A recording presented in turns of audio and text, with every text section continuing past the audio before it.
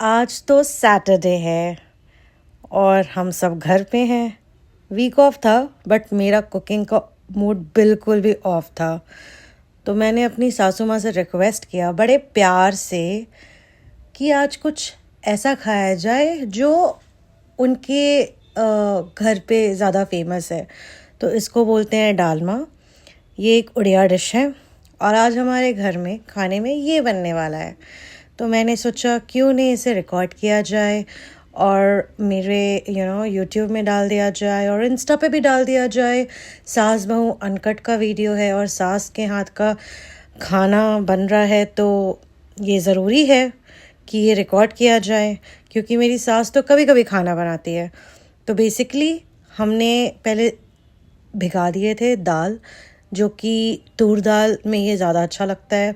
फिर हमने कुछ सब्जियां चॉप कर ली थी जैसे कि पम्पकिन, कैरेट, पोटैटो, कैप्सिकम, ये सब हमने कट करके तूर दाल के साथ कुकर में मिला दिया।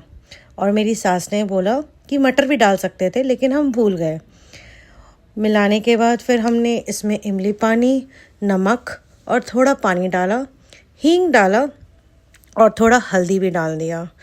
तो मेरी सास ने बोला कि इसमें ऑयल नहीं डालते हैं, ये अच्छे से पहले प्रेशर कुक होगा, उसके बाद फिर हम इसे अच्छे से तड़का देके फ्राई करेंगे। तो जैसा कि आप देख रहे हो, माँ का हाथ तो अलग ही दिखता है। आप समझ ही गए होगे ये मेरी सासू माँ का हाथ है। तो अभी हमने इसमें सारी सब्जियाँ डाल दी थी। फिर याद आया कि हमें इसमें टमाटर भी डालना था, जो कि हम भूल गए थे। तो हमने 2 टमाटर फटाफट काटे छोटे छोटे और हमने वो भी डाल दिया। फिर मेरी सासू माँ ने बड़े अच्छे से उसकी सब मिला दिया और बोला कि अब इसमें 3 सीटी लगने चाहिए। तो हमने फिर कुकर बंद कर दिया। साइड में तड़का लगाने के लिए हमने कढ़ाई चढ़ा दिया गैस पे और मेरी सासू माँ ने बोला घी में बनाएंगे।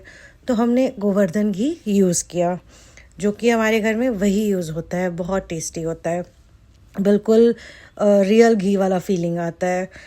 और हमारे घर में गाइस 1 महीने में 1 किलो घी ख़त्म हो जाता है।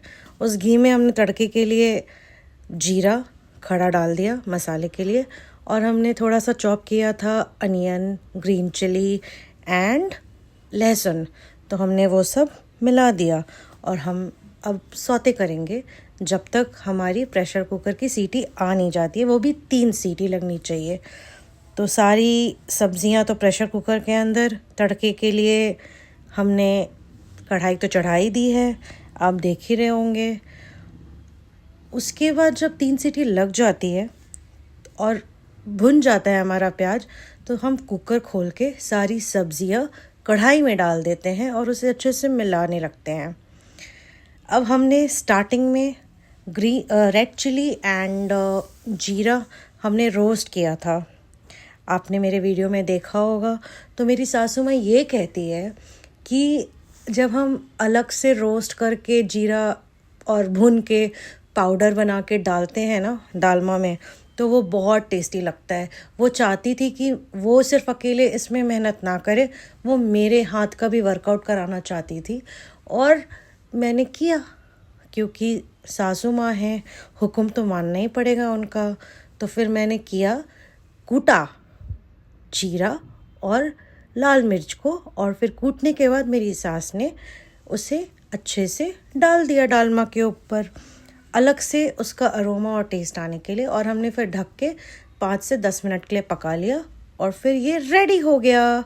मेरी सास ने ऐसा बोला था कि हम गरम गरम चावल के साथ खाते हैं, और ये भी बोला था कि इसमें हम कोकोनट, नारियल भी डालते हैं तो वो और अच्छा होता है। पर हमारे घर में नारियल की चटनी थी, तो मैंने सोचा कि लेट्स ट्राई विथ रेडीमेड नारियल चटनी। तो मैंने फटाफट बिना टाइम वेस्ट किए मैंने चावल डालमा चटनी खाया, मज़ा आया। आप लोग भी ट्राई करो और कमेंट करो।